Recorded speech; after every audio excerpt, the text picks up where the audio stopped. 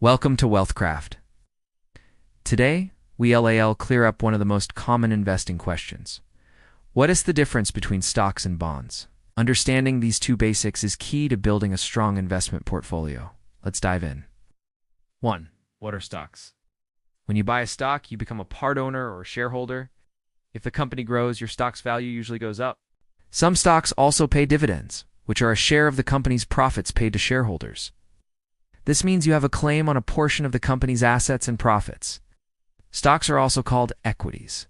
Stocks represent ownership in a company. In return, the issuer promises to pay you interest regularly and repay the full loan amount at the bond's maturity date. However, bond prices can still fluctuate with interest rate changes, or if the issuer faces financial trouble. The value of stocks can rise or fall based on how well the company performs and how investors feel about its future. Because of this risk, stocks usually offer higher potential returns over the long term. This makes bonds attractive for investors seeking regular cash flow, such as retirees. This growth can build significant wealth over time. However, stocks don't guarantee income unless they pay dividends, which is not always the case. You may get voting rights in company decisions, usually during annual meetings. This means you have some influence, although small investors typically don't control much. 2. What are bonds?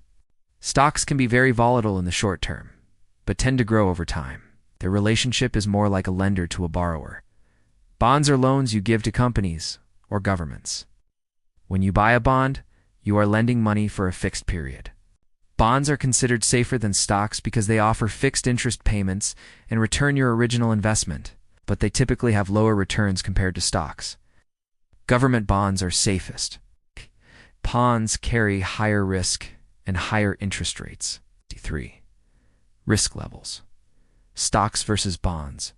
Stocks are generally riskier than bonds. Their prices can be volatile, influenced by market conditions, company performance, and economic changes. Younger investors often hold more stocks for growth, while older investors lean on bonds to protect capital. Preferred stocks pay fixed dividends, but often lack voting rights.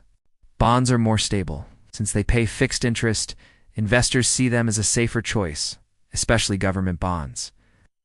4. Returns. Growth versus income. Stocks offer growth potential. When companies do well, stock prices increase, sometimes dramatically.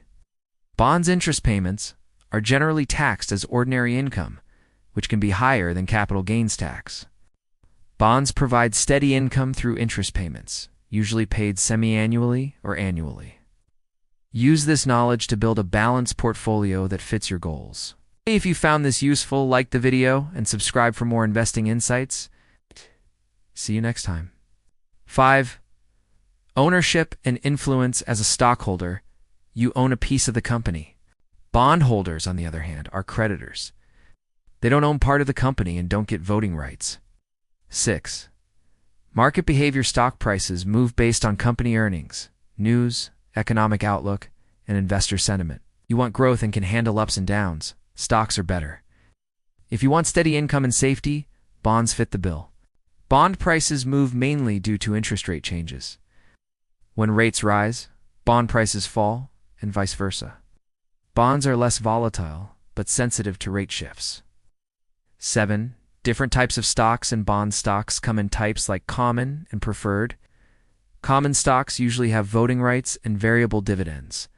Bonds include government bonds, municipal bonds, and corporate bonds. 8.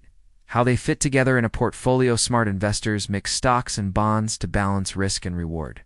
Stocks offer growth. Bonds provide stability and income. A common rule is to subtract your age from 100 to find the percentage of stocks you should hold. For example, if you're 30, hold about 70% stocks and 30% bonds. 9. Taxes and fees. Stocks may generate capital gains when sold for profit and dividends, both taxable events. Some bonds, like municipal bonds, may be tax exempt. Always check tax implications before investing. 10. Which should you choose? Choosing stocks or bonds depends on your goals, risk tolerance, and timeline. Most people benefit from a mix. Start by understanding your financial goals and build a portfolio that blends stocks and bonds in a way that suits your needs. Thanks for watching. Now you know the key differences between stocks and bonds ownership versus loans, growth versus income, and risk versus safety.